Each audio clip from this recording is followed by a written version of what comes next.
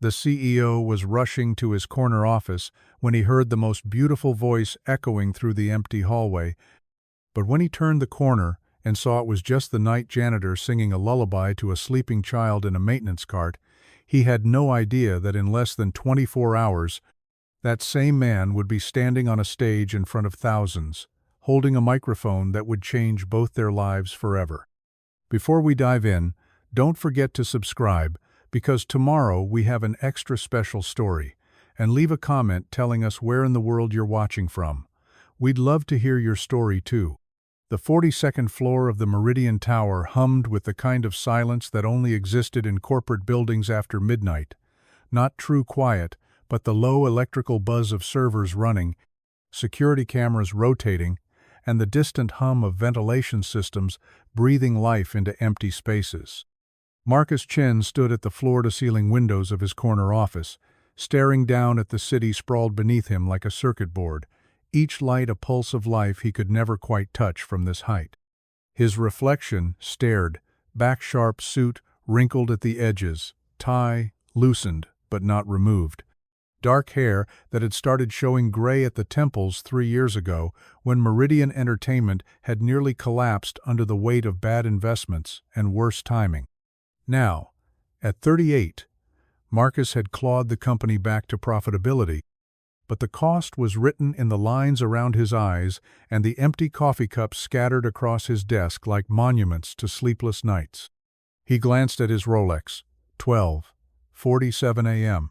The acquisition proposal for the independent record label in Nashville wouldn't review itself, and the board meeting was in 7 hours. He'd been here since 6 this morning, but that was nothing new. Success in the entertainment industry didn't respect business hours, and Marcus had learned long ago that the difference between surviving and thriving was measured in the hours everyone else was sleeping.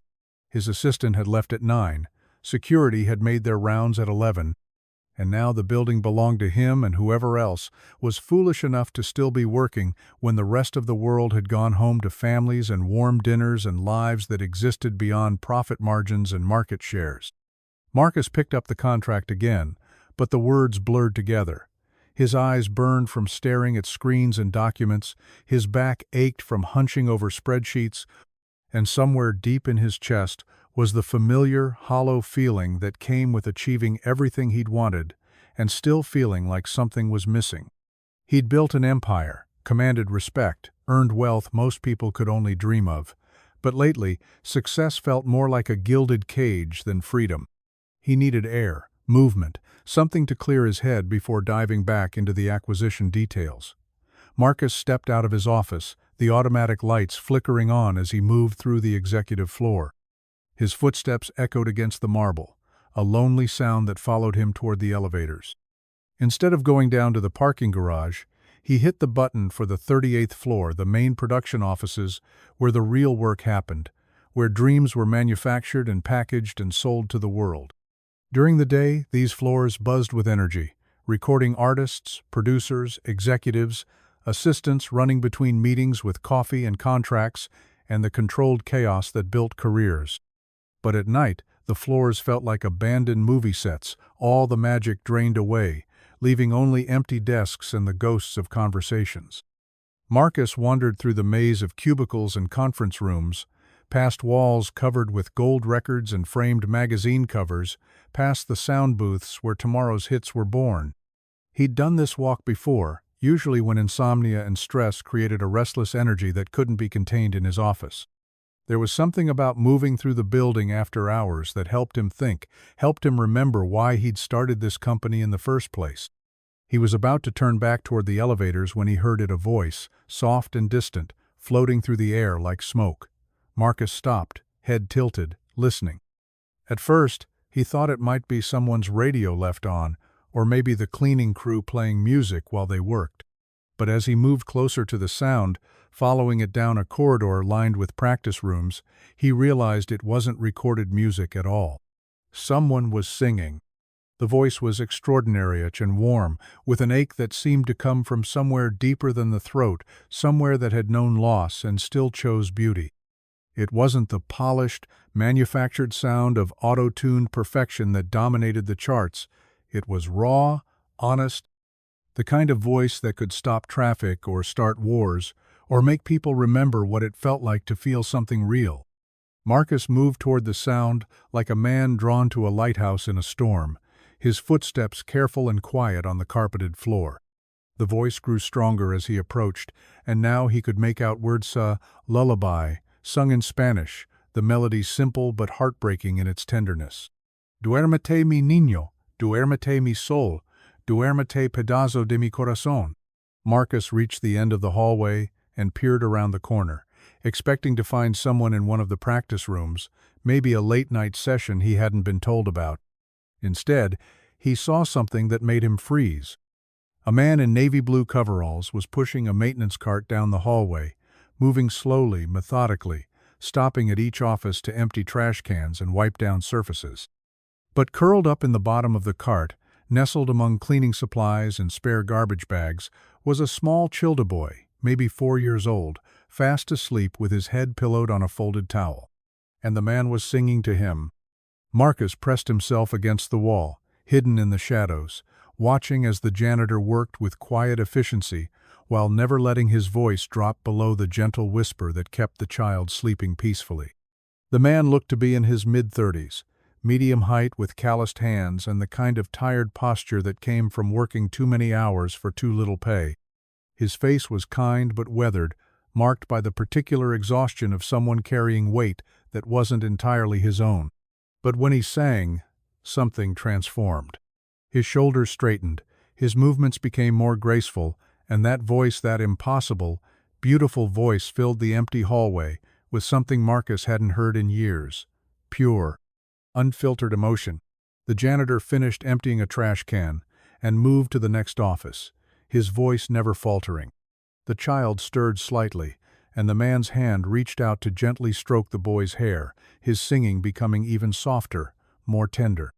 Y que sueñas con angelitos que te cuidan al dormir. Marcus stood frozen, afraid to breathe too loudly, afraid to break whatever spell had settled over this corner of his building. He'd heard thousands of auditions, worked with Grammy winners and platinum-selling artists, sat in rooms where music industry legends pitched their latest discoveries. But he'd never heard anything like this, not just the technical skill, which was undeniable, but the honesty, the love that poured out of every note. This wasn't performance, this was prayer. The janitor moved to another office, and Marcus followed at a distance, staying in the shadows, feeling like an intruder but unable to walk away. He watched as the man worked emptying trash, wiping down desks, straightening chair saw while maintaining that gentle stream of melody that kept his son sleeping peacefully in the cart. The boy was beautiful, dark-haired like his father, with long eyelashes and the kind of peaceful expression that only came with complete trust. He was dressed in worn but clean clothes, small t-shirt with a cartoon dinosaur, jeans that had been patched at the knee, sneakers that had seen better days but were still carefully tied. Someone loved this child, cared for him, made sure he was safe, even in circumstances that clearly weren't ideal. Marcus found himself studying the janitor's face as he worked. There was something familiar about him, though Marcus was certain they'd never met. The man had an intelligent look, thoughtful eyes that suggested depths beneath the surface of this late-night job. His movements were precise, economical, the actions of someone who took pride in his work regardless of what that work was. But it was the singing that held Marcus captive. The janitor moved through a repertoire of lullabies, some in Spanish, some in English, all delivered with the same heartbreaking tenderness. His voice had range and control that most trained singers spent years developing, but more than that, it had soul. Each note carried weight, meaning the kind of emotional authenticity that couldn't be taught or manufactured. Marcus pulled out his phone, thinking he should record this, document it somehow, but then stopped. This wasn't meant for recording, this was private, sacred, a father singing his child to sleep in the only way their circumstances allowed. To capture it felt like theft. Instead, Marcus simply listened, letting the voice wash over him like a tide. He thought about his own childhood, about his mother humming while she cooked dinner, about the security of being loved unconditionally. When had he last heard someone sing with this kind of pure intention?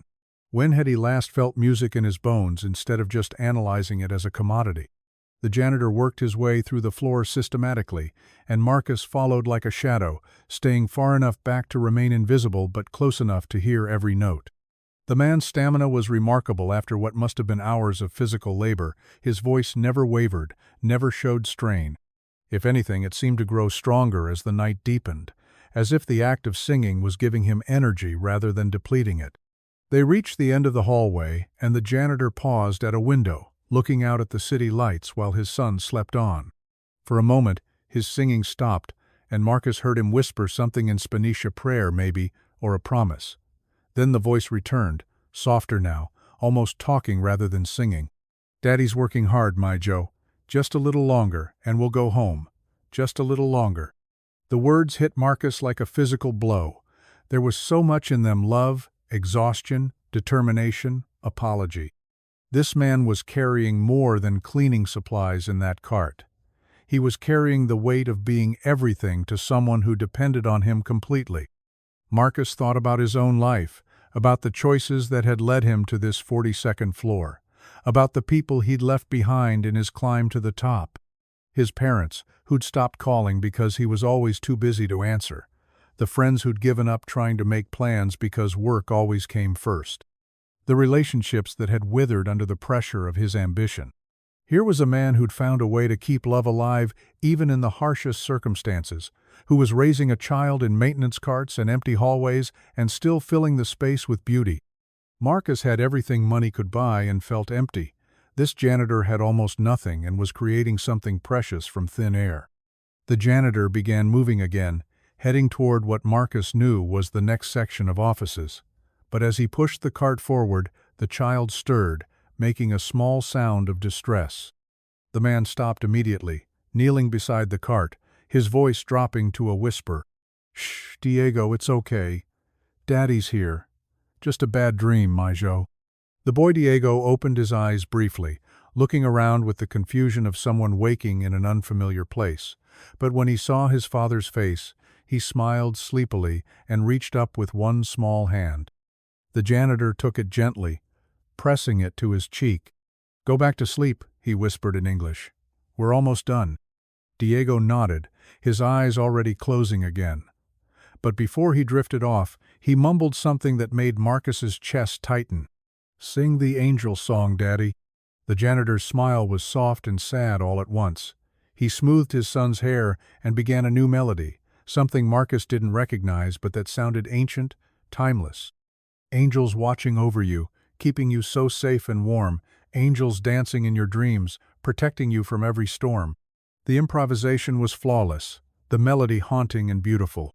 Marcus realized he was listening to a songwriter as well as a singer, someone who could create beauty on demand, who understood how music worked, not just technically but emotionally. As the janitor continued his rounds, Marcus found himself thinking about the conversation he'd had with his head of AR just last week. They were struggling to find authentic voices, real artists who could connect with audiences tired of manufactured pop.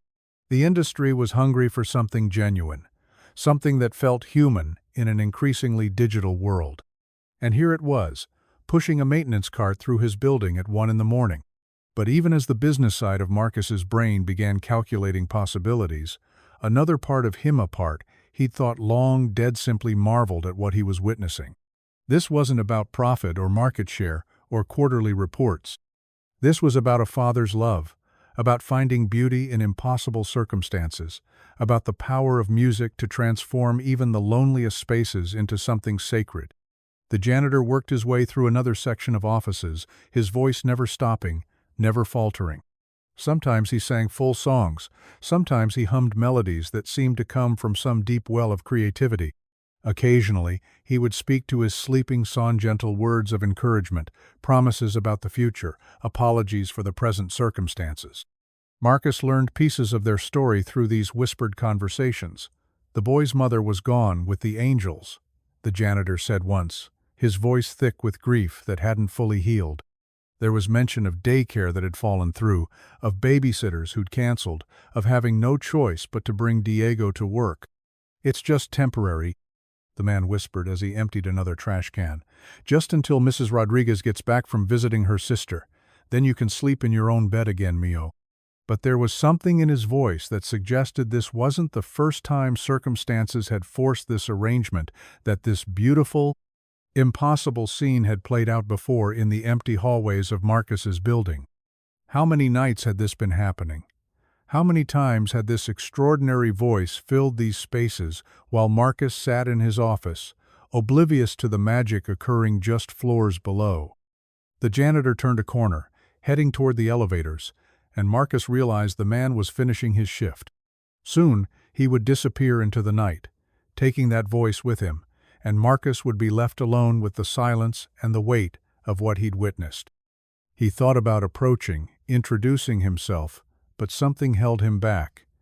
The man was tired, burdened with a sleeping child, and the demands of a job that probably didn't pay enough. The last thing he needed was the CEO appearing out of nowhere with questions and offers that might sound too good to be true.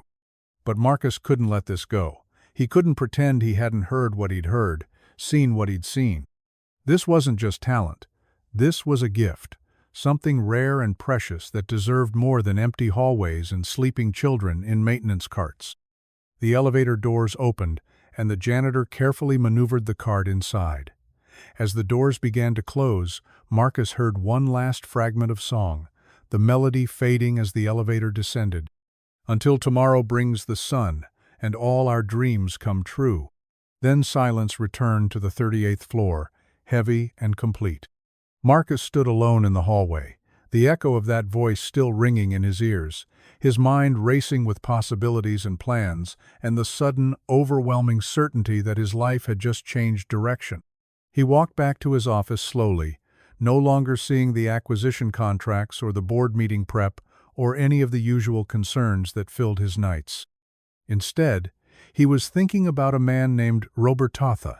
Name had been embroidered on his coveralls, who sang angels to sleep in corporate hallways and created beauty from nothing but love and determination. Marcus sat at his desk and opened a new file on his computer. He began typing, "Note to self. Find Roberto. Last name unknown. Night janitor. Maintenance crew. Has a son named Diego, approximately 4 years old. Voice is extraordinary. Need more information." He paused, fingers hovering over the keyboard, trying to find words for what he'd experienced. "How did you describe the moment when you heard something that reminded you why you'd fallen in love with music in the first place? How did you capture the feeling of witnessing genuine artistry in the most unlikely circumstances?" Outside his window, the city continued its restless sleep, millions of people dreaming their own dreams of success and fulfillment. But Marcus wasn't thinking about any of them. He was thinking about a voice in the darkness, about a father's love that could transform a maintenance cart into a cradle, about the possibility that sometimes the most extraordinary discoveries came not from auditions or talent shows or industry showcases, but from simply paying attention to the magic that was already happening all around you. The sun would be up in a few hours, and with it would come meetings and contracts and all the machinery of his business empire. But tonight had reminded him of something he'd forgotten in his climb to the top, that music, real music, wasn't something you manufactured or marketed or sold. It was something you found, usually when you weren't looking for it, in the voices of people who sang not because they had to, but because they couldn't help themselves. Marcus saved the file and leaned back in his chair, the acquisition contract forgotten. Tomorrow, he would begin the search for Roberto. Tonight, he would sit in his office and remember what it felt like to be surprised by beauty, to witness something pure and unpolished and perfect in its imperfection. And maybe, if he was very careful and very lucky, he could find a way to help that voice reach the world without destroying the love that made it so beautiful in the first place. The building settled around him with its nighttime sounds, but Marcus no longer felt alone. Somewhere in the city, a janitor was probably tucking his son into a real bed, humming lullabies that could stop time and heal hearts, and remind people that miracles still happened, even in the most ordinary places. Especially in the most ordinary places. The voice haunted Marcus for 3 days straight, threading through his thoughts like a melody he couldn't shake. During board meetings, While executives droned about quarterly projections and market penetration, he found himself remembering the way Roberto's voice had transformed those empty hallways into something sacred. While reviewing contracts for the Nashville acquisition, the legal jargon blurred into background noise as he replayed every note, every whispered word to a sleeping child. Marcus had built his career on decisive action, on seeing opportunities and seizing them before competitors could blink. But this felt different, more delicate, more personal. You didn't just walk up to someone and say, "I heard you singing to your son at midnight, and now I want to change your life." That sounded like the opening line to either a fairy tale or a nightmare, depending on your perspective. He tried to focus on his usual routine, but concentration eluded him. The acquisition deal that should have consumed his attention felt suddenly hollow, just another transaction in an endless series of business moves. What was the point of buying another record label when he'd already discovered something more valuable right under his nose? By Thursday morning, Marcus had made a decision. He would work late again, position himself somewhere near the 38th floor around midnight, and orchestrate another accidental encounter. This time, he would be prepared. He would know what to say, how to approach without startling Roberto or making him feel like his job was in jeopardy. But Thursday night, the 38th floor remained silent. Marcus wandered the hallways until nearly 2 a.m., checking every corner, every practice room, every office space where he'd heard that voice. Nothing. Just the usual nighttime sounds of a sleeping building and his own footsteps echoing against the walls. Friday night brought the same result. Marcus felt foolish lurking in his own building like some kind of corporate ghost, but he couldn't help himself. The rational part of his mind suggested Roberto might work different shifts, might not be assigned to that floor every night, might have called in sick or taken time off. But a growing paranoia whispered that maybe he'd imagined the whole thing, that the stress and sleepless nights had finally caught up with him and created an auditory hallucination. By Saturday, Marcus's assistant Jenny was giving him concerned looks. "You seem distracted," she said, setting his morning coffee on the desk with the careful precision of someone who'd learned to read his moods. "Everything okay with the Nashville deal?" Marcus looked up from the security monitor feeds he'd been studying. Yes, he'd resorted to reviewing footage, hoping to catch a glimpse of Roberto's maintenance schedule. "Fine. Everything's fine." Jenny raised an eyebrow. She'd worked for Marcus for 5 years, long enough to know when he was lying. "You've been staying later than usual. Even for you, that's saying something." "Just some new project I'm exploring," Marcus said, which was technically true. Finding Roberto had become an obsession disguised as due diligence. After Jenny left, Marcus pulled up the building's HR database. He'd never paid much attention to the maintenance staff beyond approving their contracts and ensuring the building stayed clean. Now he scrolled through employee records, searching for anyone named Roberto. He found 3. Roberto Martinez in landscaping, Roberto Kim in IT support, and Roberto Vasquez in overnight maintenance. Roberto Vasquez. That had to be him. Marcus opened the file, expecting the usual sparse information: social security number, start date, emergency contact. Instead, he found something that made him lean forward in his chair. Education. Bachelor of Music Education, San Diego State University. Master of Music, University of Southern California. Previous employment: Lincoln Elementary School, music teacher, 2018-2021. Roosevelt Middle School, assistant choir director, 2016-2018. Meridian Entertainment, overnight maintenance, 2021 present. Marcus stared at the screen, pieces clicking into place. Roberto wasn't just some janitor with natural talent, was a trained musician, an educator, someone who'd built a career around music before. Before what? What happened in 2021 that had transformed a music teacher into a night janitor? He dug deeper into the file. Emergency contact. None listed. Previous address: apartment complex in Chula Vista. Current address: different apartment complex, significantly cheaper neighborhood. Marital status: widowed. Widowed. That explained the whispered conversations about Diego's mother being with the angels. Marcus felt a stab of empathy, remembering Roberto's voice when he'd spoken about her still raw with grief, still tender with love that had nowhere to go except into lullabies for a sleeping child. But the timeline didn't quite add up. Roberto had been hired in October 2021, but according to the records, his wife had died in March of that year. What had happened in the 7 months between losing his wife and taking a job emptying trash cans in a corporate tower? Marcus pulled up the building's security footage archives, scrolling back through weeks of overnight feeds. The system kept records for 90 days, and he methodically worked backwards, checking every camera angle that covered the 38th floor between midnight and 6 a.m.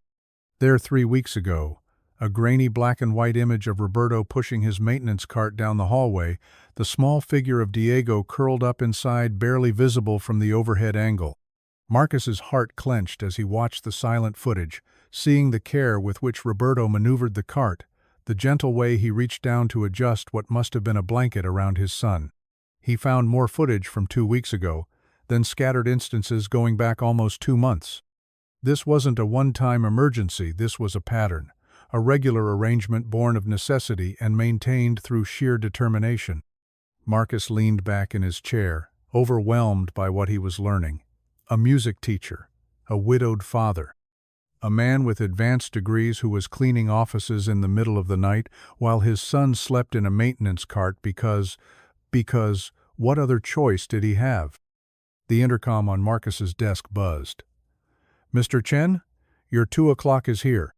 Marcus glanced at his calendar, meeting with his head of AR about the upcoming Meridian Spotlight showcase. Perfect timing, actually. The showcase was Meridian Entertainment's biggest annual event, a talent competition that had launched dozens of careers over the past decade. Industry executives, talent scouts, and media representatives would fill the auditorium to discover the next big thing. "Send them in," Marcus said, closing Roberto's file but not before memorizing every detail. David Kim, Meridian's head of artist repertoire, walked in with his usual confident stride, tablet in hand, and the slightly frazzled energy of someone managing 100 moving pieces. "Marcus, we need to talk about the showcase lineup. We're 8 weeks out, and I'm not feeling confident about our headliners." Marcus gestured to the chair across from his desk. "What's the problem?" "Same problem as always, authenticity. The focus groups keep saying they want something real, something that feels genuine. But every act we're seeing is just polished versions of what's already out there." David swiped through his tablet, showing Marcus photos and brief bios of potential performers. "Great voices, professional presentation, but no soul. Nothing that makes you stop and really listen."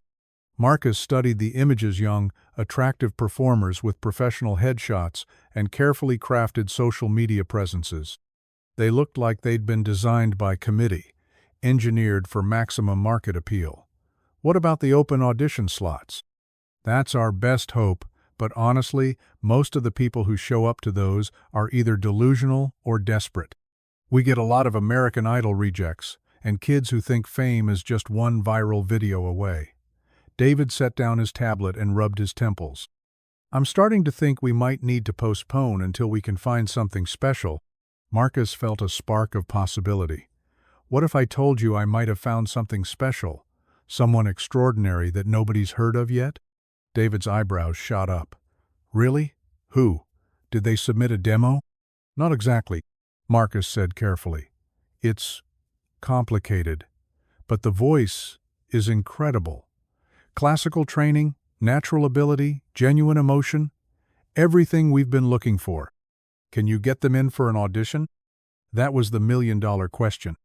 Marcus had Roberto's work schedule, his address, his entire employment history, but he still didn't know how to approach the man without destroying whatever fragile trust existed between employer and employee. "I'm working on it." David leaned forward, suddenly animated. "Marcus, if you've really found someone extraordinary, we need to move fast. The showcase is our biggest revenue generator, and if we can deliver something special, something that creates real buzz in the industry, it could change everything." After David left, Marcus sat alone with the weight of possibility and responsibility. He'd built his career on taking calculated risks, but this felt different. Roberto wasn't just a potential investment, he was a man struggling to survive, raising a child under impossible circumstances. One wrong move could cost Roberto his job, his stability, his ability to provide for Diego. But one right move could change everything. Marcus spent the rest of the afternoon researching Roberto's background more thoroughly. He pulled up newspaper archives, social media posts, anything that might give him insight into the man behind the voice. What he found painted a picture of quiet tragedy and remarkable resilience. Roberto Vasquez had been a rising star in music education. Glowing reviews from parents, awards for innovative teaching methods, a master's thesis on using music therapy to help children with learning disabilities. He'd married his college sweetheart, Maria, in 2015. She'd been a nurse, and together they'd built what looked like a perfect life: two careers helping others, a beautiful son, plans for the future. Then everything changed. Marcus found Maria's obituary in the San Diego Union-Tribune, dated March 15, 2021. Cancer, after a 2-year battle. She was 31 years old. The obituary mentioned her husband Roberto and son Diego asked for donations to the American Cancer Society in lieu of flowers. But it was what Marcus found next that broke his heart completely. A GoFundMe page, started by Roberto's colleagues at Lincoln Elementary, with a goal of $50,000 to help cover medical expenses and lost wages. The description painted a devastating picture. Roberto had taken leave from teaching to care for his wife during her final months, had maxed out credit cards, and drained their savings trying to pay for treatments insurance wouldn't cover. The campaign had raised $23,000, a generous amount, but not nearly enough to cover the debt Roberto had accumulated. The final update, posted a month after Maria's death, was a simple thank you note from Roberto, expressing gratitude for the support and asking for privacy as he and Diego learned to navigate their new reality. Marcus could fill in the rest. Roberto had probably tried to return to teaching, but grief and single parenthood had made it impossible to give the job the energy it required. Maybe he'd struggled with the daily reminders of the future he and Maria had planned, the dreams they'd shared that would never come true. At some point, practical concerns had overridden everything else.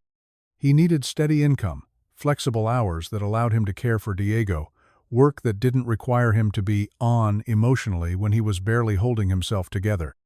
Night janitor at Meridian Entertainment probably hadn't been a career goal so much as a lifeline: steady pay, health insurance, a schedule that let him be present for his son during the day. The fact that he brought Diego to work when childcare fell through spoke to both his desperation and his devotion. He was doing whatever it took to keep their small family intact. And through it all, he'd kept singing, not for audiences or applause or recognition, but for the child who needed lullabies, for the part of himself that refused to let music die completely, for the memory of a woman who'd loved both him and the songs he carried. Marcus felt the weight of that responsibility as he planned his next move. This wasn't just about talent acquisition anymore. It was about a father and son who deserved better than maintenance carts and empty hallways. But it was also about being careful not to disrupt the fragile stability Roberto had built from the ashes of his old life. He made a decision. Instead of trying to engineer another midnight encounter, he would go through proper channels. He would speak to building maintenance supervisor, express interest in recognizing exceptional employees, find a way to approach Roberto during normal business hours when it wouldn't seem like shadowy corporate manipulation. But first, he needed to know more about Roberto's current situation. Marcus picked up his phone and dialed the extension for Human Resources. "Sharon, it's Marcus Chen. I need you to pull some information for me about one of our maintenance employees, Roberto Vasquez. I'm particularly interested in his benefits status, any requests for schedule changes or additional hours, anything that might give me insight into his current circumstances." Sharon's response was immediate and slightly concerned. "Is there a problem? Has there been a complaint?" "No, nothing like that. I'm considering him for a special recognition program. Just want to make sure I have all the details." An hour later, Sharon called back with information that painted an even clearer picture of Roberto's situation. He'd been a model employee, never missed a shift, never complained, worked overtime whenever it was available. He'd enrolled in the company's basic health insurance plan, but had declined the dental and vision coverage, probably to save on premium costs.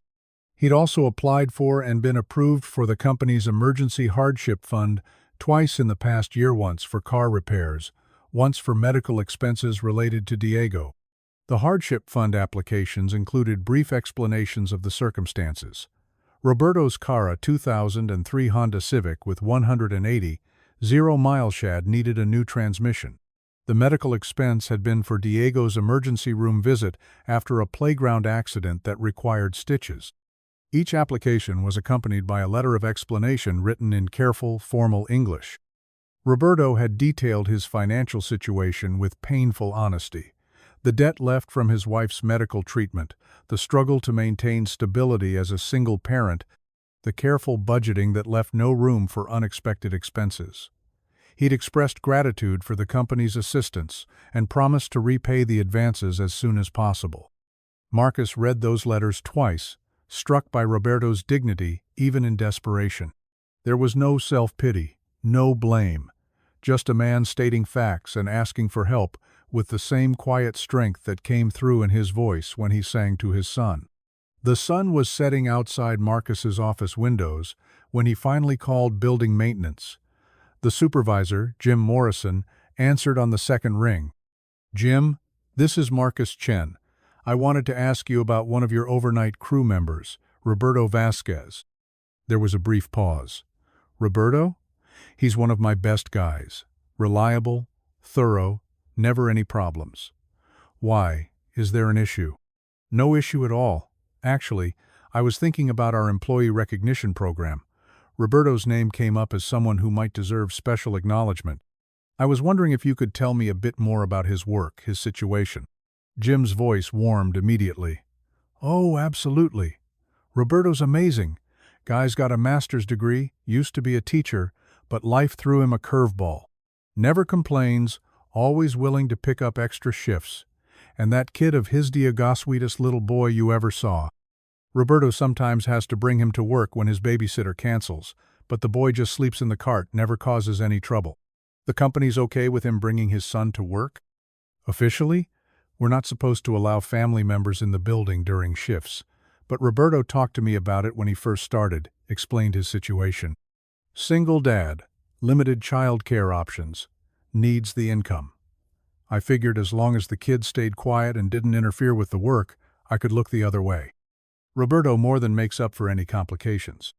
Marcus felt a surge of respect for Jim Morrison. Here was a supervisor who'd chosen compassion over policy, who'd recognized that sometimes rules needed to bend for human circumstances. "I appreciate your honesty, Jim. And for the record, I think you made the right call." "Really?" "Because I was always a little worried that if upper management found out." "Upper management is finding out right now, and I'm telling you that Roberto Vasquez sounds like exactly the kind of employee we want to support and celebrate."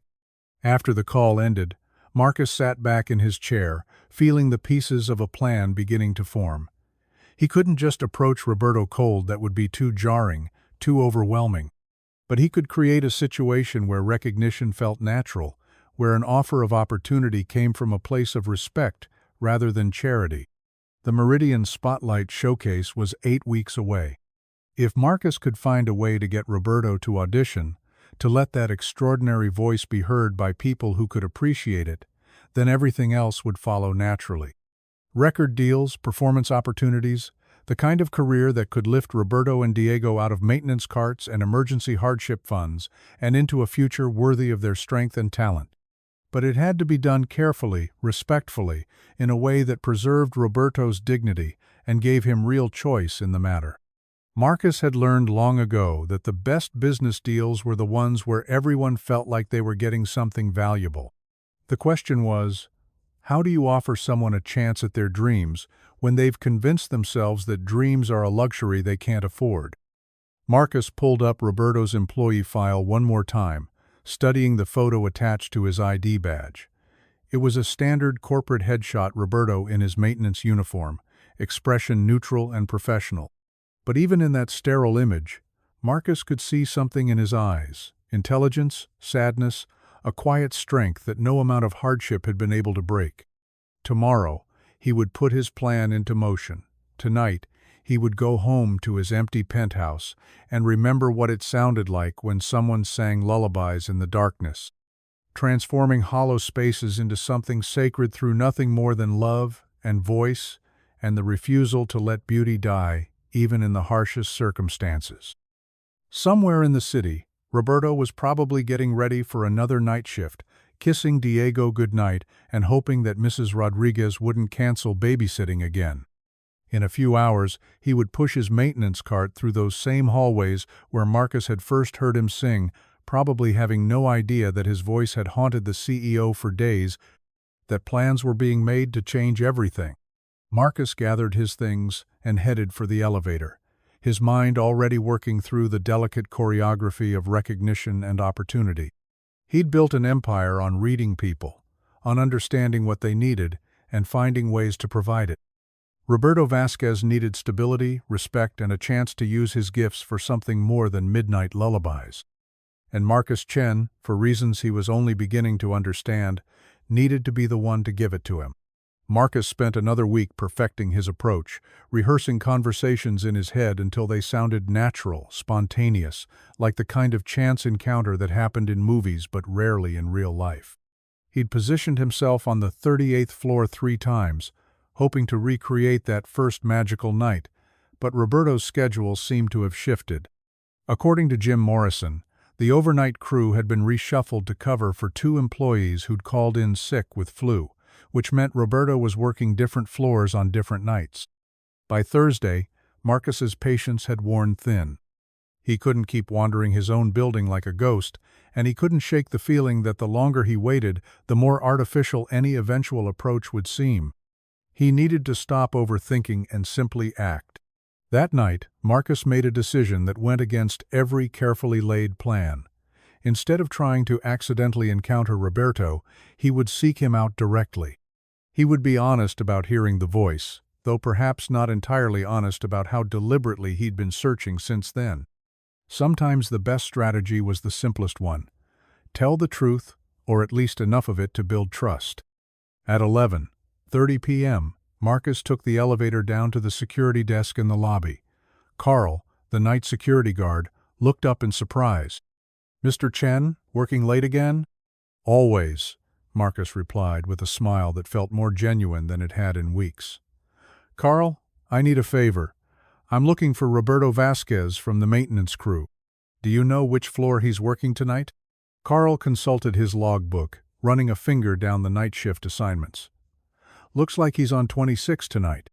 Building maintenance requested extra attention to the conference rooms after that catering incident yesterday." Marcus's heart rate picked up. "Thanks. And Carl? If anyone asks, this conversation never happened." Carl raised an eyebrow but nodded. He'd worked corporate security long enough to know that executives sometimes had their reasons for unusual requests. The 26th floor was quieter than the 38th had been, with fewer practice rooms and more traditional office space. Marcus stepped off the elevator and immediately heard that voice, floating through the air like smoke, transforming the sterile corporate environment into something warm and alive. This time, Roberto was singing something different, a folk song Marcus didn't recognize, but that sounded old, traditional, the kind of melody that had been passed down through generations. The voice was just as extraordinary as Marcus remembered, rich and warm and achingly beautiful, but tonight there was something different in it, a deeper sadness that made Marcus's chest tighten with sympathy. He followed the sound down a corridor lined with conference rooms and executive offices, moving carefully to avoid his footsteps echoing on the marble floor. As he rounded a corner, he saw them, Roberto pushing his maintenance cart with the same methodical precision Marcus remembered, and Diego curled up inside, fast asleep despite the gentle motion.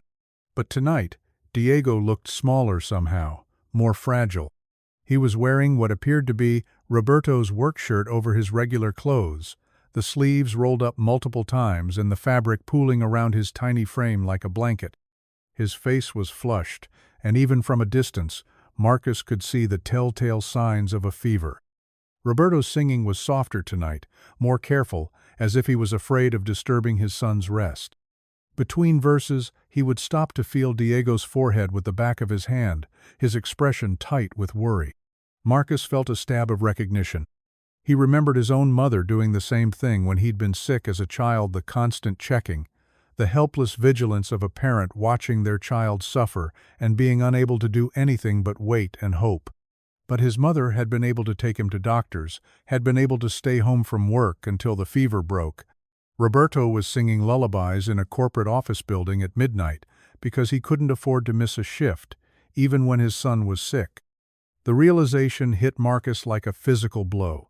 This wasn't just about talent anymore, about finding the next big voice for his showcase. This was about a man who was running out of options, who was holding his family together through sheer force of will and late-night lullabies. Marcus stepped forward, deliberately letting his footstep echo against the floor. Roberto's voice cut off immediately, his head snapping up in alarm. When he saw Marcus, his face went through a series of expressions: surprise, fear, resignation, before settling into the careful neutrality of someone who'd learned to expect the worst from unexpected encounters. "I'm sorry," Roberto said quickly, moving to position himself between Marcus and the maintenance cart, as if he could somehow hide Diego from view. "I know this looks bad, but he's sick, and my babysitter couldn't take him with a fever, and I couldn't afford to miss another shift." "Roberto," Marcus said gently, raising his hands in a peaceful gesture. "It's okay. You're not in trouble." Roberto's eyes narrowed slightly, taking in Marcus's expensive suit, his confident posture, the way he'd used Roberto's name like they'd met before. "Do I know you?" Marcus took a deep breath. "Not officially. I'm Marcus Chen. I own this building. I'm the CEO of Meridian Entertainment." The color drained from Roberto's face.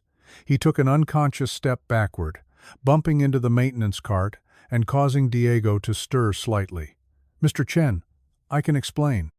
"You don't need to explain anything," Marcus said, keeping his voice calm and steady. "I'm not here to fire you or reprimand you. I'm here because—" He paused, searching for words that wouldn't sound completely insane. "I heard you singing." Roberto stared at him for a long moment, confusion replacing fear. "Singing? A few weeks ago, I was working late, and I heard the most extraordinary voice coming from the 38th floor. I followed the sound, and I saw you singing to your son while you worked." Marcus kept his tone, matter-of-fact, professional. "I've been in the music industry for 15 years, Roberto. I've heard thousands of voices, worked with Grammy winners and platinum artists, but I've never heard anything like what I heard that night." Roberto's expression shifted to something Marcus couldn't quite embarrassment maybe, or disbelief. "You were watching me?" "Not watching," Marcus said quickly, "listening.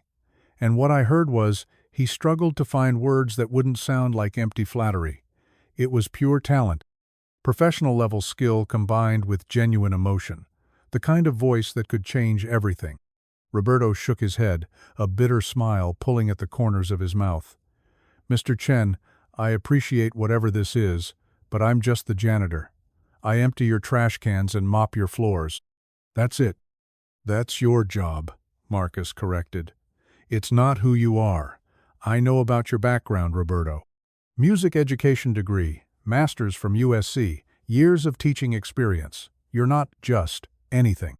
Roberto's jaw tightened. "You looked me up?" "I did some research, yes. It's what I do when I discover extraordinary talent." "Talent?" Roberto let out a hollow laugh. "Mr. Chen, I haven't performed in front of anyone in 3 years. I sing lullabies to my sick kid in empty office buildings. That's not talent, that's just surviving." Marcus could hear the pain beneath the defensive words, the way Roberto was trying to minimize himself, to make himself smaller and less threatening to whatever fragile stability he'd built. "What if I told you it could be more than surviving?" Roberto's eyes flicked to Diego, who was beginning to wake up from their conversation. The boy's face was still flushed with fever, his movements sluggish and confused. "Daddy?" he whispered, reaching up with one small hand. "Sure, my Joe," Roberto said softly, kneeling beside the cart to smooth Diego's hair. Just talking to someone from work. Go back to sleep." But Diego's eyes had found Marcus, studying him with the intense curiosity of a child. "Are you the boss?" he asked, his voice hoarse from illness. Marcus smiled, crouching down to Diego's level. "I am, and your daddy has the most beautiful voice I've ever heard." Diego nodded seriously. "He sings to the angels. Mama's with the angels, so he sings to her too." The simple statement hit Marcus like a punch to the chest. He glanced up at Roberto, who was staring at his son with an expression of profound love and grief, so raw it was almost painful to witness. "That's right, Joe," Roberto said quietly. "Now rest. You need to get better." Diego settled back into the cart, but his eyes remained open, watching the conversation with the alert attention of a child who'd learned to read adult moods for signs of danger or change. Marcus straightened slowly, feeling the weight of Roberto's protective instincts, the way every word and gesture was being evaluated for potential threat to his son's security. "Roberto, I'd like to talk to you about an opportunity." "What kind of opportunity?" Roberto's voice was carefully neutral, but Marcus could hear the wariness underneath. "We're hosting our annual talent showcase in 6 weeks. It's a big event. Industry executives, record label representatives, talent scouts. The kind of exposure that launches careers." Marcus kept his tone professional, businesslike. "I'd like you to audition." Roberto stared at him for a long moment, then shook his head. "No." "Just like that? No?" "Mr. Chen, I don't know what you think you heard that night, but I'm not performer material. I work nights cleaning offices because it's the only job I could get that offers health insurance and lets me take care of my son during the day. I can't afford to lose this position for some fantasy." Marcus heard the fear beneath the refusal, but he also heard something else, a longing, quickly suppressed but unmistakably present. "Who said anything about losing your position? This would be in addition to your regular work, not instead of it. And when the audition goes badly, when you realize I'm not what you thought I was, then what? You think I'll still have a job here?" Roberto's voice was getting tighter, more strained. "You think my supervisor won't wonder why the CEO suddenly took an interest in the night janitor?" Marcus realized he was handling this wrong, coming across as the powerful executive offering charity to the grateful employee. That dynamic was exactly what Roberto was trying to avoid, the power imbalance that made any offer feel like coercion or pity. "You're right," Marcus said simply. "This is awkward. I'm your boss. You depend on this job. And here I am making offers that might sound too good to be true." He leaned against the wall, trying to make himself seem less imposing. "But I'm not here as your boss, Roberto. I'm here as someone who loves music, who knows talent when he hears it, and who thinks you deserve better than singing lullabies in empty buildings." Roberto's expression softened slightly, but his voice remained firm. "Mr. Chen, I appreciate what you're trying to do, but my priority is Diego. His stability, his health, his future. I can't risk that for anything, especially not for something as uncertain as a music career." "What if it wasn't uncertain?" Marcus asked. "What if I could guarantee that auditioning wouldn't affect your job, regardless of the outcome?" Roberto shook his head again. "There are no guarantees in life. I learned that 3 years ago when my wife died and left me with a mountain of medical debt and a 4-year-old son to raise alone." His voice cracked slightly on the words. "Music was our dream, mine and Maria's. We were going to have this perfect life, me teaching, her nursing, both of us helping people, raising our family. When she died, those dreams died with her." Marcus felt the raw honesty of the confession, the way Roberto was letting him see the wound that had never properly healed. Maybe the dreams don't have to stay dead. "Yes, they do," Roberto said with quiet finality. "Because Diego can't eat dreams. He can't live in a house made of hopes and possibilities. He needs real things: food, shelter, medical care, stability. And right now, this job provides all of that. I won't risk his security for anything." Marcus watched Roberto's face as he spoke, seeing the war between desire and responsibility, between the part of him that still believed in music and the part that had learned to prioritize survival above all else. It was the same expression Marcus had seen on his own face sometimes, when he caught himself in mirrors during late-night strategy sessions, the look of someone who'd buried their dreams so deep they'd almost convinced themselves they'd never existed. "What if," Marcus said carefully, "there was a way to audition that didn't risk anything? What if you could try, just once, without jeopardizing Diego's security?" Roberto was quiet for a long moment, and Marcus could see him struggling with the possibility. "There's no such thing as risk-free, Mr. Chen. There's always a cost. Sometimes the cost of not trying is higher than the cost of trying." Roberto looked down at Diego, who had fallen back asleep despite their conversation. His face was still flushed with fever, but his breathing was steady, peaceful. "You don't understand," Roberto said quietly. "When Maria was dying, I used to sing to her in the hospital. Same songs I sing to Diego now. She'd always tell me I was wasting my talent, that I should be performing for thousands of people instead of just for her." His voice grew thick with emotion. "But those songs were never for thousands of people. They were for her, for us, for the family we were building. When she died, performing felt like betrayal. Like I was taking something sacred and making it commercial."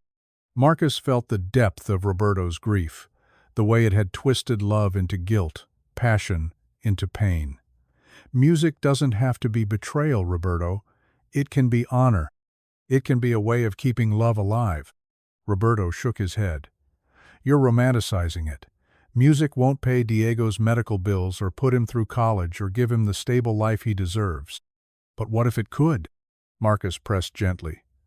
"What if sharing your gift could provide all of those things and more?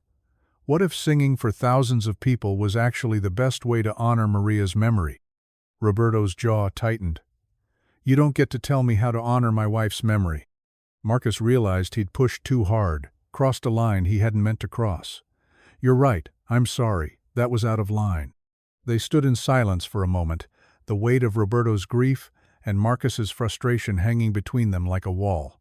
Finally, Roberto moved to the maintenance cart, checking on Diego one more time before beginning to push it toward the next office. "I need to finish my rounds," he said, his voice carefully controlled. "And you should go home, Mr. Chen. This conversation never happened." Marcus watched him walk away, feeling the opportunity slipping through his fingers like sand. But as Roberto reached the corner, Marcus called out one last time, "Roberto." Roberto stopped but didn't turn around. "I'm not giving up on this," Marcus said. "I can't. When you hear something that extraordinary, something that real, you don't just walk away and pretend it didn't happen." Roberto's shoulders tensed, but he still didn't turn. "Some things are better left alone, Mr. Chen. Some people aren't meant to be saved." "This isn't about saving anyone," Marcus replied. "It's about recognizing something beautiful and giving it the chance it deserves."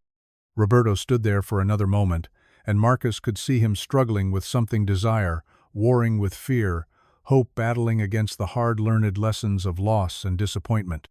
Finally, he spoke without turning around. "I can't lose this job. Diego and we have nothing else. This is it for us." "I understand," Marcus said, "and I promise you, on my word as both your boss and as someone who respects what you're trying to do for your son, your job is safe regardless of anything else that might happen." Roberto turned slightly, just enough for Marcus to see his profile. "Why does this matter so much to you?" It was a fair question, one Marcus had been asking himself for weeks. "Because 15 years ago, I started this company to find and support extraordinary talent. Somewhere along the way, I got caught up in market shares and profit margins and forgot what that actually means. When I heard you singing that night, I remembered. You reminded me why I fell in love with music in the first place." Roberto was quiet for a long time. When he finally spoke, his voice was so soft Marcus had to strain to hear it. "I haven't performed for an audience since Maria's funeral. I sang Amazing Grace at her service, and I couldn't even finish. Broke down in front of everyone. That's grief, not failure," Marcus said gently. "What if it happens again? What if I get up there and fall apart?" Marcus could hear the fear in Roberto's voice, the terror of being vulnerable in front of strangers, of risking the carefully constructed walls that kept him functional. "Then you fall apart, and you get back up, and you try again. That's what performers do." Roberto turned to face him fully now, and Marcus could see tears gathering in his eyes. I'm not a performer anymore, Mr. Chen. I'm just a father trying to keep his family together." "You can be both," Marcus said. "The world needs fathers who sing, Roberto. The world needs voices that carry love and loss and hope all at the same time."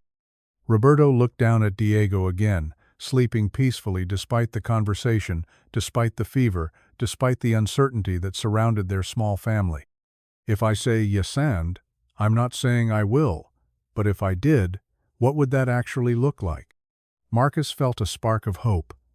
"Private audition first, just you and me and maybe one other person. No pressure, no commitment beyond that one audition. If it goes well, we talk about next steps. If it doesn't, we pretend this conversation never happened and nothing changes. And my job, really and truly, is completely safe. I give you my word." Roberto closed his eyes, and Marcus could see him struggling with the decision, weighing risk against possibility, fear against hope. When he opened his eyes again, there was something different in them, not quite agreement, but not outright refusal either. "I need to think about it," he said finally. "Of course," Marcus replied, trying to keep the relief out of his voice. "Take all the time you need." Roberto nodded and began pushing the cart again, but after a few steps he stopped. "Mr. Chen?" "Yes?" "The songs I sing to Diego, they're not just lullabies, they're prayers. Prayers that he'll have a better life than I can give him, that he'll have opportunities I never had, that he'll never have to push a maintenance cart through empty buildings at midnight." Roberto's voice was thick with emotion. "If I audition, if I fail, those prayers don't change. He's still the most important thing in my life." "I wouldn't expect anything different," Marcus said. "The best performers are the ones who have something worth singing for." Roberto nodded once, then continued down the hallway, his voice beginning again softer now, more tentative, but still achingly beautiful. Marcus stood in the empty corridor, listening until the sound faded around the corner, feeling like he'd just witnessed something sacred and fragile and full of possibility. As he walked back to the elevator, Marcus realized that Roberto hadn't said no. He hadn't said yes either, but he hadn't closed the door completely. And sometimes, in the space between rejection and acceptance, that's where miracles began to grow. The elevator carried him back to his office, but Marcus didn't feel like working anymore. Instead, he sat at his desk and thought about fathers and sons, about dreams deferred and second chances, about the difference between charity and opportunity. Somewhere in the building below, Roberto was finishing his rounds, singing lullabies to a sick child and prayers to a wife who lived now only in memory and music. And somewhere, in the possibility that hung between them like a bridge not yet crossed, the future was waiting to be written. Marcus pulled out his phone and made a note. "Follow up with Roberto in 3 days. Give him space to think, but don't let him retreat completely. This matters too much to let fear win." Then he closed his laptop, gathered his things, and headed home, Roberto's voice still echoing in his mind like a promise of something beautiful yet to come. 3 days after their midnight conversation, Marcus found himself checking his phone obsessively, waiting for word from Roberto that never came. He'd given the man space to think, but the silence felt heavier with each passing hour. During board meetings, Marcus found his attention drifting to the maintenance schedules displayed on his computer, tracking Roberto's shifts like some kind of corporate stalker. He told himself he was being patient, professional, giving Roberto the time he'd requested. But the truth was simpler. He couldn't stop thinking about that voice, about the possibility that was hanging in the balance between fear and hope. On Saturday morning, Marcus's phone rang at 6:47 a.m. The caller ID showed the building's main security line, which was unusual for a weekend. Marcus answered immediately, his mind jumping to worst-case scenarios, break-ins, system failures, emergencies that required his immediate attention. "Mr. Chen?" It was Carl, the night security guard, and his voice carried an urgency that made Marcus sit up in bed. "I'm sorry to call so early, sir, but Roberto Vasquez asked me to contact you. He's here with his son, and there's been some kind of medical emergency." Marcus was already reaching for his clothes. "What happened? Are they okay?" "The boy's sick, sir, real sick. Roberto's been here all night, but he's supposed to start his shift in an hour, and he can't leave the kid." but he also can't afford to miss work. Carl's voice trailed off, clearly uncomfortable with being caught in the middle of an employee's personal crisis. "Tell Roberto I'll be there in 20 minutes, Marcus said, pulling on jeans and a sweater. "And Carl, thank you for calling." The drive to Meridian Tower felt endless, traffic lights conspiring against him at every intersection. Marcus's mind raced through possibilities, scenarios, the careful plans he'd been making suddenly seeming insignificant in the face of whatever crisis Roberto was facing. By the time he reached the building, his hands were shaking with adrenaline and anxiety. He found them in the lobby, Roberto pacing near the security desk, while Diego sat slumped in a chair, wrapped in a maintenance jacket that dwarfed his small frame. The boy looked terrible, pale and listless, his breathing shallow and labored. Roberto looked worse, if that was possible, his face drawn with exhaustion and fear. "Mr. Chen," Roberto said, standing as Marcus approached. "I'm sorry Carl called you. I didn't know what else to do." Marcus knelt in front of Diego, who barely seemed to register his presence. The boy's skin was clammy, his lips slightly blue, and when Marcus gently touched his forehead, the heat was alarming. "How long has he been like this?" "Since Thursday night.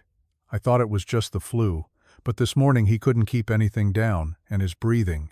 Roberto's voice cracked. "I took him to the emergency room yesterday, but they said it was viral, sent us home with children's Tylenol and instructions to wait it out. But he's getting worse." Marcus could see the panic barely contained beneath Roberto's calm exterior, the terror of a parent watching their child suffer and being unable to fix it. "You need to take him back to the hospital, now." "I know," Roberto said, running his hands through his hair, "but I can't afford another ER visit this month. The last one maxed out my credit card, and if I miss my shift today, I'll lose the overtime pay I need to cover rent." He looked at Marcus with desperate eyes. "I called Mrs. Rodriguez, my neighbor who sometimes watches Diego, but she's still out of town. I called in sick yesterday and burned my only personal day. If I call in again—" "Your job is safe," Marcus said firmly. "I told you that before, and I meant it. Take your son to the hospital right now. I'll handle everything else." Roberto shook his head. "Mr. Chen, you don't understand. The emergency room bill from yesterday was $800. If they want to run tests, do x-rays, admit him. I don't have insurance that covers all of that. The company plan has a $5,000 deductible that might as well be $5 million for all the good it does me." Marcus felt a cold fury at the healthcare system that could put a father in this position, forced to choose between his child's health and his family's financial survival. But fury wouldn't help Diego, who was now coughing weakly, a sound that made both men wince. "Money's not the issue here," Marcus said. "Getting Diego the care he needs is the only thing that matters."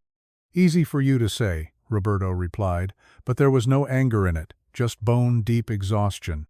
"You don't know what it's like to have a sick kid and know that helping him might mean you can't pay rent next month." Marcus looked at Diego again, seeing the way the boy's chest rose and fell with obvious effort, the way his small hands clutched at his father's jacket. A decision crystallized in his mind not as a CEO making a business calculation, but as a human being watching a child suffer needlessly. "Roberto, I'm going to make you an offer, and I need you to listen to the whole thing before you say no." Roberto's eyes narrowed. "Mr. Chen, this isn't the time." "This is exactly the time," Marcus interrupted. "The showcase I mentioned? I'm prepared to offer you a contract right now. Not just an audition opportunity, an actual recording contract with a significant advance payment. Enough to cover Diego's medical expenses, and then some." Roberto stared at him. "You're not serious." "I'm completely serious. I've been thinking about this for days, and seeing Diego like this just confirms what I already knew. You need security, not promises. So here's what I'm offering. $50,000 advance against future earnings, guaranteed minimum recording deal with Meridian's new artists division, health insurance that covers your family with zero deductible." Marcus spoke quickly, urgently, watching Roberto's face for signs of hope or rejection. "The only requirement is that you perform at the showcase in 5 weeks." Roberto was quiet for a long moment, looking down at Diego, who had closed his eyes, and was leaning heavily against the chair. "And if I'm terrible? If I get up there and fall apart like I did at Maria's funeral? Then you still keep the advance, and we figure out something else. The contract isn't contingent on the showcase going perfectly, it's contingent on you trying." "Why?" Roberto asked, his voice barely a whisper. "Why would you take that kind of risk on someone you've heard sing exactly once, in an empty hallway?" Marcus thought about all the reasons he could give: business instincts, talent recognition, market opportunity. But looking at Diego's pale face and Roberto's exhausted eyes, only one reason mattered. "Because some voices are worth more than money," Marcus said simply, "and because your son needs his father to take a chance on hope." Roberto closed his eyes, and Marcus could see him struggling with the decision, weighing desperation against pride, fear against possibility. When he opened his eyes again, there were tears in them. "If I say yes, if I take your money, and then fail?" "Then you fail, and we move on, and Diego gets healthy, and that's what matters." Marcus pulled out his phone. "But first, we're getting your son to the best pediatric hospital in the city, and we're making sure he gets whatever treatment he needs." Roberto looked at Diego again, who was now struggling to keep his eyes open. The decision was written in every line of his face. He would do anything, risk anything, to keep his child safe. "Okay," he whispered. "Okay, yes. But Diego comes first. Everything else comes after he's better." "Absolutely," Marcus agreed, already dialing. "Let's get him the help he needs." The next week passed in a blur of hospital rooms and sleepless nights, contract negotiations conducted via phone from pediatric waiting areas, and Roberto learning that hope could be more terrifying than despair. Diego's condition had been more serious than anyone initially realized: pneumonia, complicated by a secondary infection that required IV antibiotics and 3 days of hospitalization. But the treatment worked, and slowly, gradually, the color returned to his small face, his breathing eased, his appetite came back. Marcus visited twice, bringing teddy bears and children's books and careful updates about the showcase preparations. He was struck by how different Roberto seemed in the hospital, still worried, still exhausted, but no longer carrying the crushing weight of being unable to provide for his son's needs. The advance payment had lifted a burden Roberto had been carrying for so long he'd forgotten what it felt like to breathe without it. "The doctors say he can go home tomorrow," Roberto said on Marcus's second visit, watching Diego color in a superhero coloring book with intense concentration. "Full recovery, no lasting effects." Marcus felt relief flood through him. "That's wonderful news." Roberto nodded, but his expression was troubled. "Mr. Chen, about the showcase. I haven't practiced, haven't even thought about what I'd perform. Diego's been my only focus." "As it should be," Marcus replied. "We have 4 weeks, that's plenty of time." "Is it?" Roberto looked at him with something that might have been panic. 4 weeks to prepare for something I haven't done in 3 years? 4 weeks to figure out how to stand on a stage in front of hundreds of people and not fall apart? Marcus could hear the fear creeping back into Roberto's voice, the reality of what he'd agreed to beginning to sink in now that the immediate crisis had passed. "Roberto, you've been performing every night for months. Every time you sing to Diego, every time you turn empty hallways into concert halls, you're performing. The only difference is the size of the audience." "The size of the audience is everything," Roberto said quietly. "When I sing to Diego, it's private, personal, it's just us. But up there, in front of all those people, what if they don't hear what you hear? What if I'm just another struggling single dad with delusions of musical talent?" Marcus pulled his chair closer to Roberto's. "Do you want to know what I heard that first night? I heard someone who understood that music isn't about perfection, it's about connection. I heard someone who could take simple melodies and make them sacred just by caring about the person listening. That's not something you can fake or manufacture, Roberto, that's gift." Roberto was quiet for a moment, watching Diego add purple cape to his superhero drawing. Maria used to say that music was prayer set to melody, that the best songs were just conversations with God that happened to rhyme. She sounds like she was very wise. "She was everything," Roberto said, his voice thick with emotion. "And I feel like agreeing to this, taking this chance, like I'm somehow betraying her memory. Like I'm abandoning the quiet life we built together for something flashy and public. Marcus thought carefully about his response. Or maybe you're honoring her memory by refusing to let your gift die with your grief. Maybe she'd want you to sing for more than just Diego, to share what she loved about your voice with the world. Roberto didn't answer, but Marcus could see him considering the possibility, wrestling with the guilt and hope that seemed to define every decision he made. Over the next 3 weeks, Roberto developed a routine that would have exhausted a much younger man. He worked his regular maintenance shifts, took care of Diego during the day, and then, after his son was asleep, he practiced. Not in the empty hallways of Meridian Tower that felt too exposed now, too risky, but in his small apartment, singing softly into a cheap microphone he'd bought with part of his advance payment. Marcus checked in regularly, offering encouragement and practical support. He arranged for a vocal coach to work with Roberto, though the man needed little technical guidance. His voice had remained strong despite the years away from performance, his instincts for melody and emotion intact. What Roberto needed was confidence, the belief that he belonged on a stage in front of people who mattered. The vocal coach, a woman named Sarah who'd worked with some of Meridian's biggest stars, was effusive in her praise. "He has something you can't teach," she told Marcus after Roberto's third session. "Technical skill, yes, but more than that, authenticity. When he sings, you believe every word. That's rarer than perfect pitch." But Roberto remained nervous, second-guessing every choice, every note, every breath. He'd selected 3 songs for the showcase: a traditional folk ballad, one of the lullabies he sang to Diego, and an original composition he'd written for Maria but never performed. Each carried personal weight, pieces of his heart wrapped in melody. "What if I forget the words?" he asked Marcus during their final preparation meeting, 2 days before the showcase. "What if my voice cracks? What if I can't finish?" "Then you start over," Marcus said.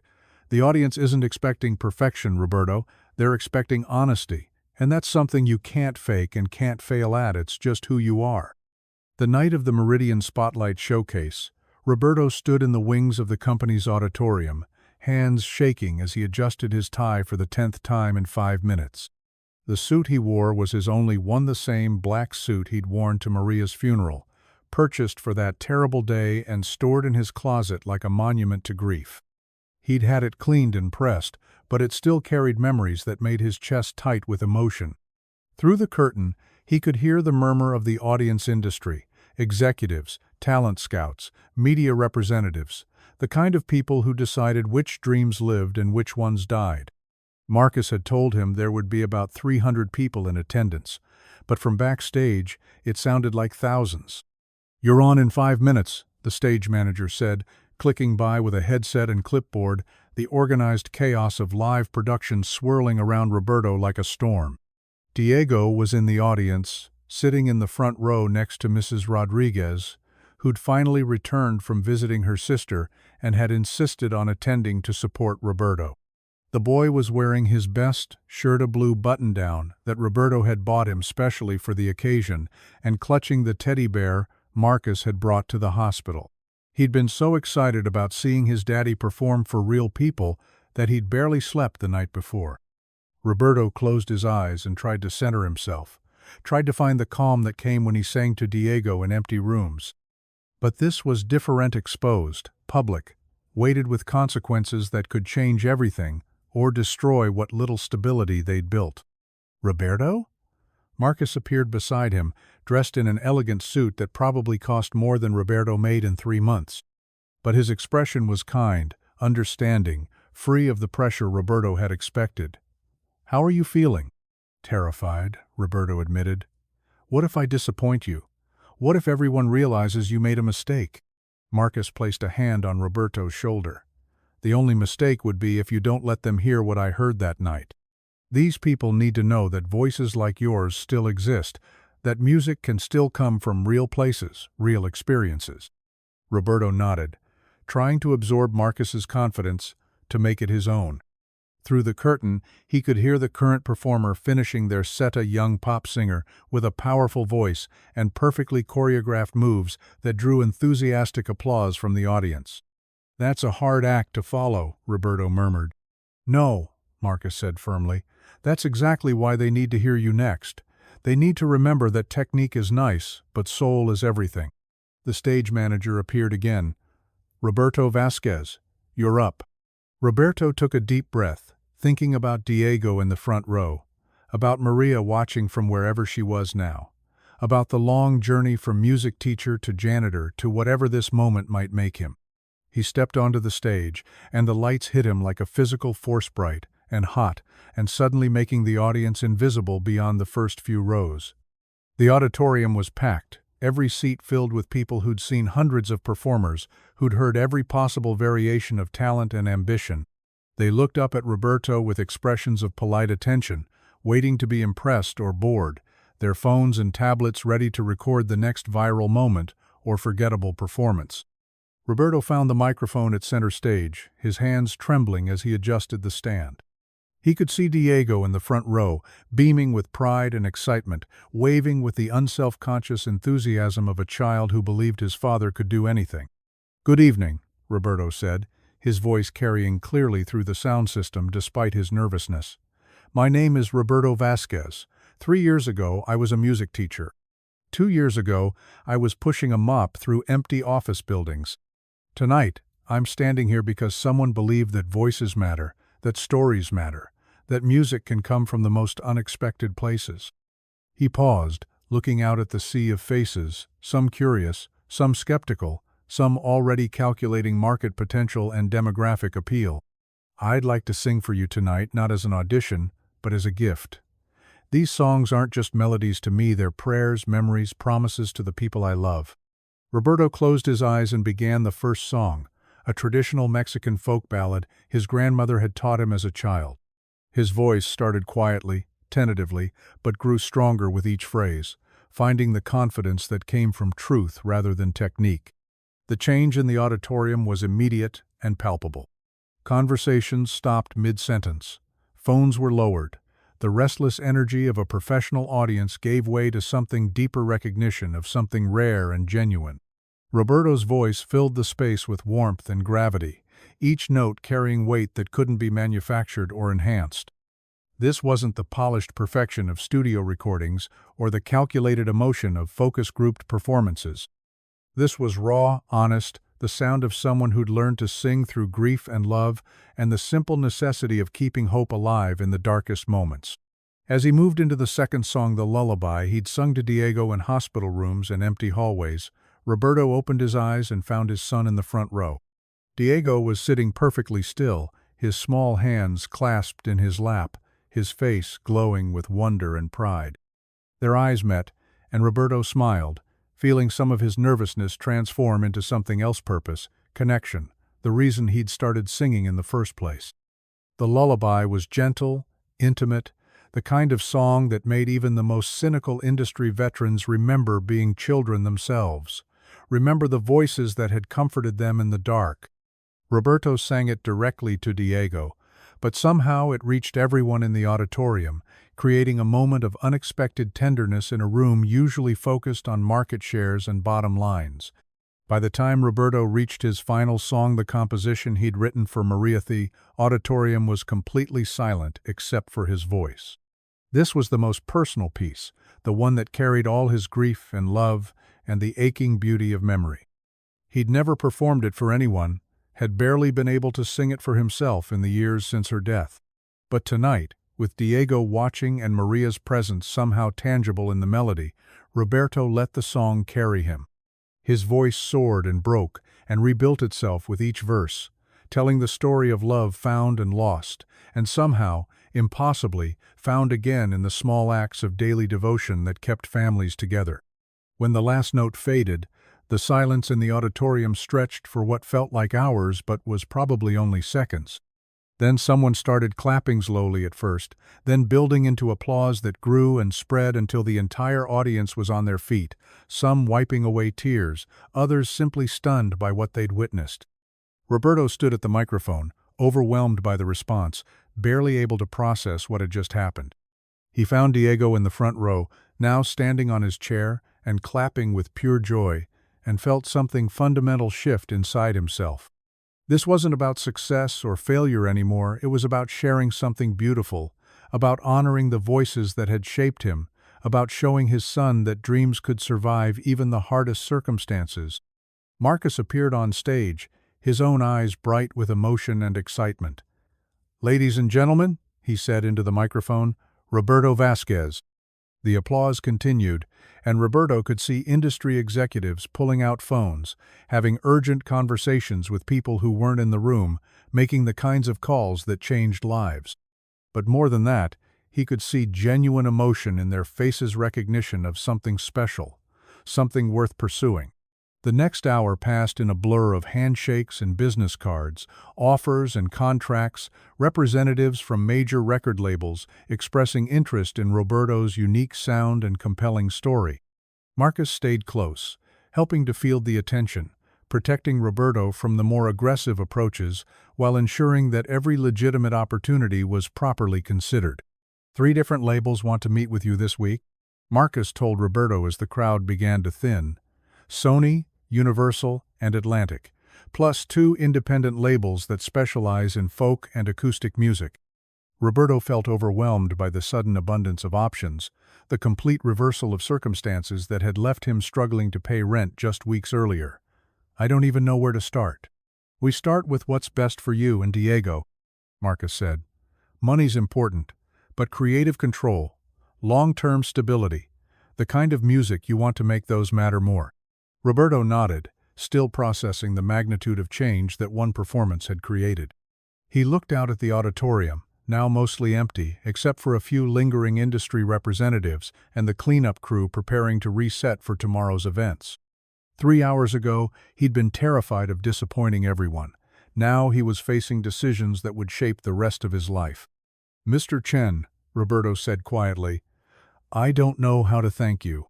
Marcus smiled. "You just did. You got up there and proved that taking chances on people is still the best business model in the world." 6 months later, Roberto stood in the executive elevator of Meridian Tower, but this time he wasn't wearing coveralls or pushing a maintenance cart. He was dressed in a well-tailored suit still, not as expensive as Marcus's, but bought with his own money from his first royalty check and carrying a leather briefcase instead of cleaning supplies. His debut album, Lullabies and Prayers, had exceeded every expectation.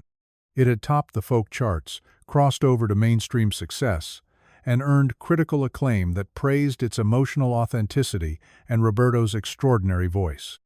More importantly for Roberto, it had provided the financial security he'd dreamed of, giving Diego a real home, good schools, health care that didn't require choosing between medical care and rent money. But success hadn't corrupted what made Roberto's music special. He still sang lullabies to Diego every night, still wrote songs about love and loss and the small miracles of daily life. The difference was that now millions of people were listening, finding comfort and connection in melodies that had once been shared only in empty hallways and hospital rooms. Tonight, Roberto was returning to Meridian Tower for a different reason. He and Marcus had founded the Meridian Voice Foundation, a nonprofit organization dedicated to finding and supporting talented artists from underrepresented communities. Roberto would serve as artistic director, using his experience and success to help other people who might be pushing maintenance carts while harboring extraordinary gifts. The elevator reached the 42nd floor, and Roberto walked through the executive offices toward Marcus's corner suite. It was past midnight. Some things never changed, and the building had that same quiet energy Roberto remembered from his nights as a janitor. But now he belonged here, not as someone cleaning up after other people's success, but as someone helping to create opportunities for voices that might otherwise never be heard. He found Marcus exactly where he'd expected, in his office, surrounded by papers and coffee cups, working late on plans that would change people's lives. Some things, Roberto thought with affection, truly never changed. "Burning the midnight oil again?" Roberto asked, knocking gently on the open door. Marcus looked up, his face breaking into a smile. "Roberto, how did the recording session go?" "Better than expected. We got 3 tracks finished, and I think we have the title song for the Foundation's compilation album." Roberto settled into the chair across from Marcus's desk, The same chair where he'd once sat as a nervous employee hoping not to lose his job. Want to hear it? Marcus leaned back in his chair. Always. Roberto didn't need a microphone or backing tracks or any of the technical support that now surrounded his professional recordings. He simply opened his mouth and sang, his voice filling the office with the same warmth and honesty that had transformed empty hallways months earlier. The song was new, written specifically for the foundation, but it carried echoes of everything Roberto had learned about hope and second chances, about the voices that existed in unexpected places, about the power of believing in people when they couldn't yet believe in themselves. When the last note faded, Marcus was quiet for a moment, the same expression on his face that Roberto remembered from that first night wonder mixed with recognition, the look of someone hearing something extraordinary and knowing it mattered. "That's perfect," Marcus said finally. "That's exactly what we want people to understand about what we're doing." Roberto nodded, feeling the satisfaction that came from work that aligned with purpose. "How many applications do we have for the first round of grants?" "Over 2,000, Marcus replied. "Singers, songwriters, musicians, poets, people who are working day jobs and dreaming of something more. People like you were 6 months ago." Roberto thought about all those applications, all those voices waiting to be heard, all those stories of talent and struggle and hope, deferred but not abandoned. "We're going to change some lives." "We already have," Marcus said, gesturing toward Roberto, "starting with yours." Roberto shook his head. "You didn't change my life, Marcus. You gave me the chance to change it myself. There's a difference." As Roberto prepared to leave, Marcus called after him. "How's Diego adjusting to everything?" Roberto's face lit up with the pure joy that always came when he talked about his son. He loves his new school, loves having his own room, loves telling people his daddy makes music for a living. Last week, he asked if he could learn to play guitar. "And?" "His first lesson is tomorrow afternoon. His teacher says he has good ears, natural rhythm." Roberto paused at the door, his expression growing thoughtful. "You know what the best part is? He's starting to understand that dreams don't have to die just because life gets hard, that sometimes the most beautiful things come from the most difficult places." After Roberto left, Marcus sat alone in his office, but for the first time in years, the silence didn't feel empty. Somewhere in the city, Roberto was probably tucking Diego into a real bed in their new house, singing lullabies that no longer carried the weight of desperation, telling his son stories about the future that felt possible again. And somewhere in that same city, there were other voices waiting to be discovered, janitors and teachers and waitresses and security guards who carried songs in their hearts and dreams in their souls, who just needed someone to listen, someone to believe, someone to offer the chance that could change everything.